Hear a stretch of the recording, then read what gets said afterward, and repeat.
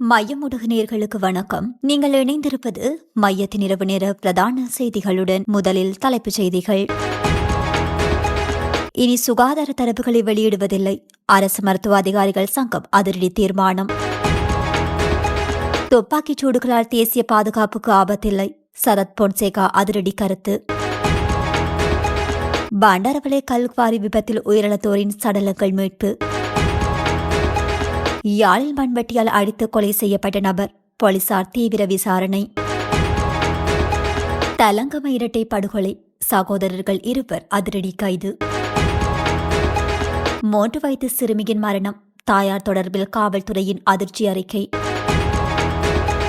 நாடளாவிய ரீதியில் நீதிமன்ற நடவடிக்கைகளிலிருந்து விலகிய சட்டத்தரணிகள், வெளியான தகவல். மீண்டும் ஒரு தாளமுக்கம், நாளை முதல் கடும் மழை தொடர்வென விரிவான செய்திகள்.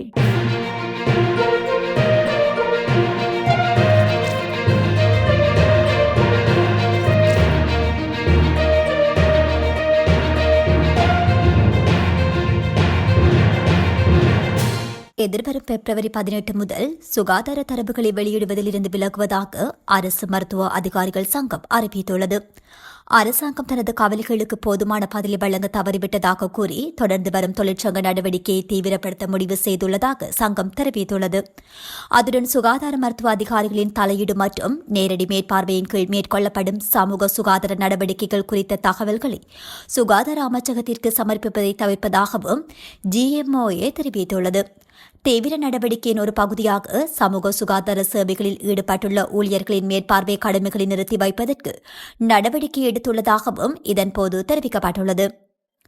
ஓரிரு துப்பாக்கிச்சூட்டு சம்பவங்களால் தேசிய பாதுகாப்புக்கு அச்சுறுத்தல் ஏற்படவில்லை என இலங்கை ராணுவத்தின் முன்னாள் தளபதி ஃபீல்ட் மார்ஷல் சரத் பொன்சேகா தெரிவித்துள்ளார்.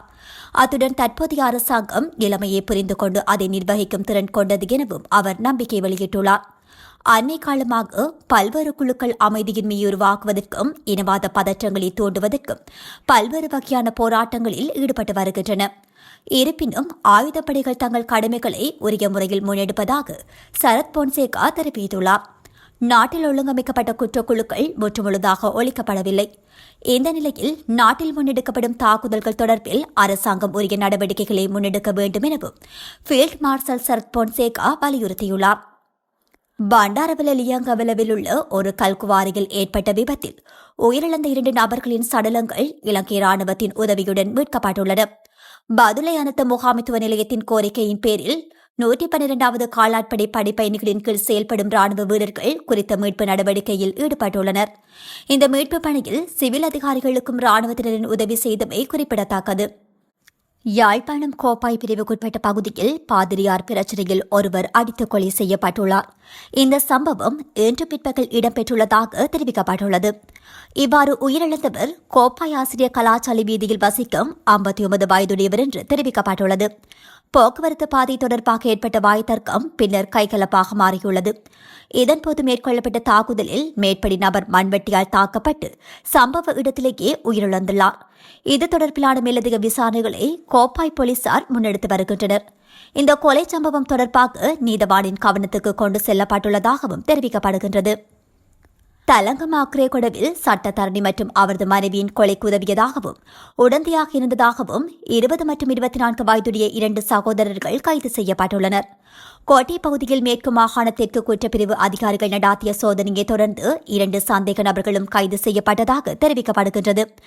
அத்துடன் அவர்கள் பயன்படுத்தியதாக சந்தேகிக்கப்படும் ஒரு காரையும் காவல்துறையினர் பறிமுதல் செய்துள்ளனர். கடந்த 13ஆம் தேதி அக்ரேகொடவில் உள்ள ஒரு பல்பொருள் அங்காடிக்கு முன்னால் நடாத்தப்பட்ட துப்பாக்கிச் சூட்டில் சட்டத்தரணி ஒருவரும் அவரது மனைவியும் கொல்லப்பட்டிருந்தனர். அதனைத் தொடர்ந்து சந்தேக நபர் தப்பிச் சென்றிருந்த நிலையில் காவல்துறையினர் தீவிர விசாரணைகளை மேற்கொண்டு வந்தனர். இவ்வாறானதொரு பின்னணியில் கொலைக்கு உதவியாகவும் உடந்தையாகவும் இருந்ததாக 2 சகோதரர்கள் மேற்கு மாகாணத்திற்கு குற்றப்பிரிவு அதிகாரிகளால் கைது செய்யப்பட்டுள்ளனர். 3 வயது சிறுமி கொடூரமாக தாக்கப்பட்டு கொல்லப்பட்ட சம்பவம் தொடர்பில் அவரது தாயார் கைது செய்யப்பட்டுள்ளார். கொழும்பு மத்தேகொடு மாக்கமண்ண சமதி மாவட்டத்தைச் சேர்ந்த நபரே இவ்வாறு கைது செய்யப்பட்டுள்ளதாக காவல்துறையினர் தெரிவித்துள்ளனர். இது தொடர்பில் காவல்துறையின் ஆரம்பகட்ட விசாரணைகளில் மேலும் தெரிய வருவதாவது, ஆரம்பத்தில் சிறுமிக்கு ஒவ்வாமை ஏற்பட்டதாக கூறி குறித்த தாய் சிறுமியை கொழும்பு கோமாகம மருத்துவமனையில் அனுமதித்துள்ளார். இதன்போதே சிறுமி சிகிச்சை பலனின்றி உயிரிழந்துள்ளார். இருப்பினும் பின்னர் நடாத்தப்பட்ட பிரேத பரிசோதனையில் இது வெறுமனே ஒரு மருத்துவ நிலை அல்ல, மாறாக ஒரு கடுமையான தாக்குதலால் ஏற்பட்ட கொலை என்பது உறுதி செய்யப்பட்டுள்ளது. இதன்படி இந்த குற்றத்திற்கான முக்கிய காரணம் அந்த பெண் தனது புதிய கணவரை தந்தை என்று சிறுமி அழைக்க மறுத்ததேயாகும். கைது செய்யப்பட்ட பெண் தனது சட்டப்பூர்வ கணவரிடமிருந்து பிரிந்து சுமார் 3 மாதங்களாக வேறு ஒருவருடன் வாழ்ந்து வருவதாக தெரிவிக்கப்படுகின்றது. இந்த காலகட்டத்தில் தாயும் சம்பந்தப்பட்ட நபரும் சிறுமியை பல்வேறு வழிகளில் சித்திரவதை செய்வதற்கான வலுவான ஆதாரங்கள், புகைப்படங்கள் காவல்துறைக்கு கிடைக்கப்பெற்றுள்ளன. இந்த சிறுமியின் உடலில் 75க்கும் மேற்பட்ட உள் மற்றும் வெளிப்புற காயங்களை மருத்துவர் அடையாளம் கண்டுள்ளனர். மேலும் தாய் சிறுமியை கொடூரமாக ஒலுக்கி தரையில் வீசி தாக்கியதாகவும், கைகள், கால்கள் மற்றும் பல்வேறு கருவிகளால் கடுமையாக தாக்கியதாகவும் தெரியவந்துள்ளது. இந்த கொடூரமான கொலையில் நேரடியாக தொடர்புடைய முக்கிய சந்தேக நபரான தாயாரின் கணவர் ஏற்கனவே அந்த பகுதியை விட்டு தப்பிச் சென்று தலைமறைவாகியுள்ளதாக தெரிவிக்கப்படுகின்றது. கொழும்பில் சட்டத்தரணி ஒருவரும் அவரது மனைவியும் சுட்டுக் கொல்லப்பட்ட சம்பவத்தினை கண்டித்து படுகொலை செய்த கொலையாளிகளை கைது செய்து சட்டத்தினை நிலைநாட்டுமாறு கோரியும் நாடளாவிய ரீதியில் நீதிமன்ற நடவடிக்கைகளை புறக்கணித்து சட்டத்தரணிகள் கவனஈர்ப்பு போராட்டத்தை முன்னெடுத்துள்ளனர். இதன்படி மூதூர் நீதவான் நீதிமன்ற சட்டத்தரணிகள் இன்று திங்கட்கிழமை நீதிமன்றத்திற்கு முன்னால் கருப்பு பட்டி அணிந்து எதிர்ப்பு நடவடிக்கையில் ஈடுபட்டனர். சட்டத்தரணி ஒருவரும் அவரது மனைவியும் துப்பாக்கி பிரயோகத்திற்கு இலக்காகி உயிரிழந்தமையை கண்டித்து கையில் கருத்த பட்டி அணிந்தும் கடமையில் ஈடுபடாதும் எதிர்ப்பில் ஈடுபட்டனர். இதன் காரணமாக மூதூர் நீதிமன்ற நடவடிக்கைகள் ஸ்தம்பிதம் அடைந்திருந்தமை குறிப்பிடத்தக்கது. கொழும்பில் சட்டத்தரணி மற்றும் அவரது மனைவி படுகொலை வவுனியாவிலும் நேற்று நீதிமன்ற நடவடிக்கைகள் புறக்கணிப்பு செய்யப்பட்டு வவுனியா சட்டத்தரணி மற்றும் அவரது மனைவி படுகொலைக்கு எதிர்ப்பு தெரிவித்து நாடு தழுவிய ரீதியில் முன்னெடுக்கப்பட்டு வருகின்றது. இதன்படி நீதிமன்ற நடவடிக்கைகளை புறக்கணிப்பதற்கு ஆதரவு தெரிவிக்கும் வகையில் வவுனியாவிலும் சட்டத்தரணிகள் பணி புறக்கணிப்பில் ஈடுபட்டுள்ளமை குறிப்பிடத்தக்கது. தெற்கு வங்களா விரிகுடாவில் காற்று சுழற்சி ஒன்று உருவாகியுள்ளதால் இனிவரும் நாட்களில் அது தாழ்முகமாக மாறி வடக்கு வடமேற்கு திசை நோக்கி நகரும் என வானிலை ஆய்வாளர் பேராசிரியரான நாகமுத்து பிரதீபராஜா தெரிவித்துள்ளார்.